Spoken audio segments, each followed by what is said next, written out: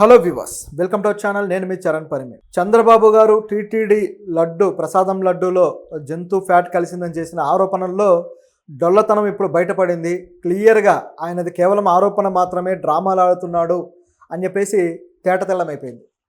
ఏ విధంగా అయింది, ఎటువంటి ఎవిడెన్సెస్ ద్వారా అయింది అని చెప్పి చూస్తే అనేక విషయాలు బయటకు వస్తాయి. ఆల్రెడీ ఇది పెద్ద రాజకీయ రచ్చగా మారిపోయి ఇప్పుడు బీజేపీ కూడా ఎంట్రీ ఇచ్చింది. ఇక చెప్పాలంటే కొన్ని హిందూ సంఘాల వాళ్ళు వైఎస్ జగన్ ఇంటి ముందు నిలబడి పెద్ద ధర్నా చేస్తూ నిరసనలు తెలియజేస్తూ ఒక రచ్చ క్రియేట్ అయితే చేస్తున్నారు.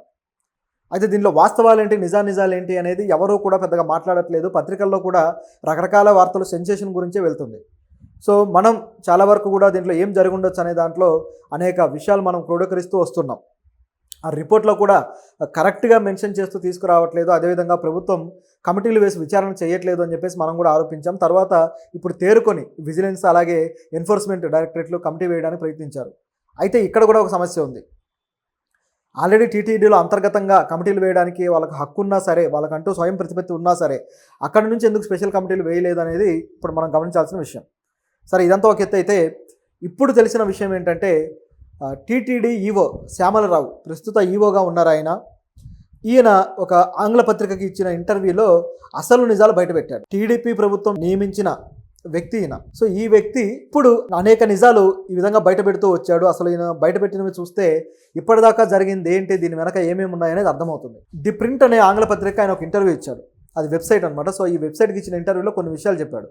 అందులో చెప్పింది ఏంటంటే వీళ్ళు ఆల్రెడీ ఇప్పుడు నెయ్యి ఎక్కడి నుంచి తీసుకుంటున్నారని గమనించి చూస్తే ఏఆర్ డైరీస్ అనే తమిళనాడుకు చెందిన ఒక కంపెనీ నుంచి తీసుకుంటున్నారు. అది అందరికీ క్లియర్గా తెలుసు. అయితే దాదాపు ఇప్పుడు 5 డైరీస్ నుంచి తీసుకుంటున్నారు, 5 సంస్థల నుంచి. కేవలం ఒకటే కాదు, 5 నుంచి తీసుకున్నారు. ఎందుకంటే రోజుకే 100 టన్నుల అవసరం ఏర్పడుతూ ఉందన్నమాట ఆ నెయ్యి. కాబట్టి అంత ఎక్కువగా తీసుకోవాల్సిన అవసరం అయితే ఉంది. ఇది ఒకవైపు జరుగుతూ ఉంది. అయితే దీంట్లో ఈ 5 ఏఆర్ డైరీస్ ఏదైతే ఉందో దీని నుంచి వచ్చిన కొన్ని ట్యాంకర్స్లో కల్తీ ఉంది, నాణ్యత తక్కువ ఉంది అని చెప్పేసి ఇక్కడ టీటీడీలో కొంత నాణ్యత అధికారులు గుర్తించారు. అక్కడ లోపల కూడా ఉంటారు కాబట్టి వాళ్ళు గుర్తించారు. అయితే జూలై 6వ తారీఖున కొన్ని ట్యాంకర్లు వస్తే అందులో 2 ట్యాంకర్లలో నాణ్యత తక్కువ ఉంది నెయ్యి అని చెప్పి గుర్తించి వాటిని వెనక్కి పంపించారు. ఆ తర్వాత మళ్ళీ 12వ తారీఖున వస్తే అక్కడ కూడా కొన్నింటిని గుర్తించి వెనక్కి పంపించారు. ఓవరాల్గా 6 ట్యాంకర్స్లో నెయ్యి నాణ్యత తక్కువ ఉందనేది నిర్ధారణ అయింది.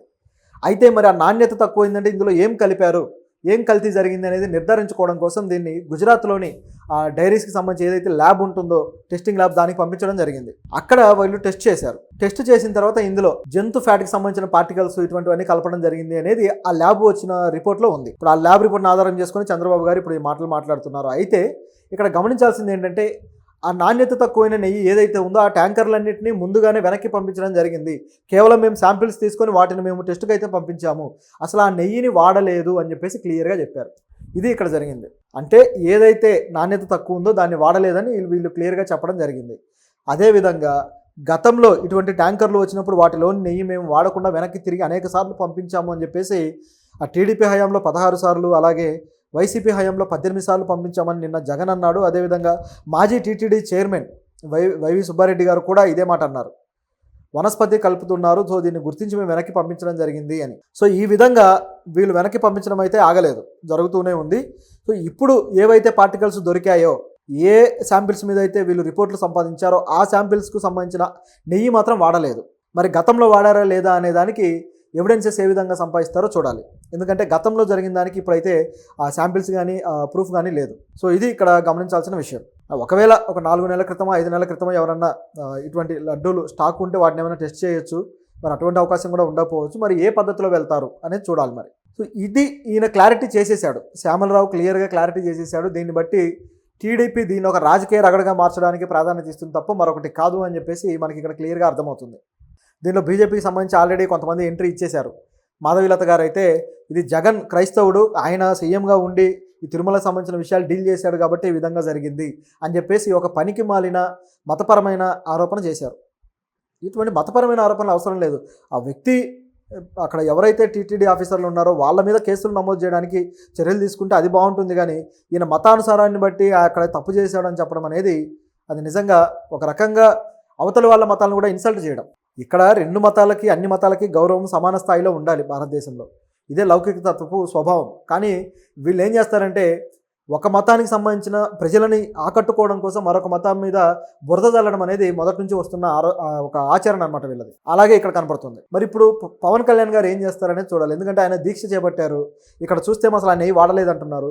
మరి ఇప్పుడు తప్పు జరిగిందా జరగలేదా, ప్రాయశ్చిత్తం చేసుకోవాలా లేదా, ఇప్పుడు దీనికి సంబంధించిన క్వశ్చన్ అలా ఉండిపోయింది. ఈ ఇష్యూ అంతా ఈ విధంగా జరుగుతూ ఉంటే అసలు సిబిఐ విచారణకి ఎందుకు చంద్రబాబు గారు డిమాండ్ చేయట్లేదు అనేది మరో ప్రశ్న. ఆయన ఆధ్వర్యంలో ఉన్న శాఖల నుంచి చేస్తున్నారు కానీ విచారణలు సిబిఐ విచారణకి వెళ్ళట్లేదు. పైగా ఆయన చెప్పింది, శ్యామలరావు గారు చెప్పిందేమో వెజిటబుల్ ఫ్యాట్ కలిసింది అని, జంతు సంబంధిత అనేది అక్కడ రాలేదు. కానీ చంద్రబాబు గారికి మరి వేరే విధంగా చెప్పారా, లేకపోతే ఎందుకు ఇది జంతు ఫ్యాట్కి సంబంధించిన ఇష్యూగా పరిణమించింది, ఆయన ఆ విధంగా ఎందుకు మాట్లాడారనేది డౌట్ ఉంది. ఇట్లా రకరకాల డౌట్లు అయితే దీంట్లో ఉన్నాయి. ఆ తర్వాత మళ్ళీ ఈ జంతు ఫ్యాట్ కలిసి ఉండొచ్చు అన్నట్టుగా మళ్ళీ మాటలు మార్చడం ఇట్లా రకరకాలుగా జరిగింది. మొత్తానికి ఆ నెయ్యి మేము అసలు వాడలేదని అయితే ఈయన క్లారిటీ ఇచ్చేశారు. ఇదంతా ఒకవైపు జరుగుతూ ఉంటే ఉన్నట్టుండి 19వ తారీఖు నుంచి సడన్గా ఈ లడ్డూకి డిమాండ్ పెరిగింది. ఎప్పుడైతే ఈ ఆరోపణలు వచ్చి బాగా ఇష్యూ అవుతూ ఉందో ఇప్పుడే డిమాండ్ పెరిగింది. అది ఎవరికి అర్థం కావట్లేదు, చాలా ఆశ్చర్యకరంగా ఉంది. సో ఈ డిమాండ్ ఎలా ఉందంటే, అంటే ఇష్యూ మొదలైన రోజుకే, ఇష్యూ మొదలై అప్పటికే 2 days అయింది. ఆ 2 daysలో 19వ తారీఖు వచ్చేసి 3.59 లక్షలు అమ్ముడుపోయింది. అదే 20వ తారీఖు వచ్చేసి 3.16 లక్షలు అమ్ముడుపోయింది. అలాగే 21వ తారీఖు వచ్చేసి 3.66 లక్షలు. అంటే నిన్నటికి ఇంకా బాగా పెరిగింది.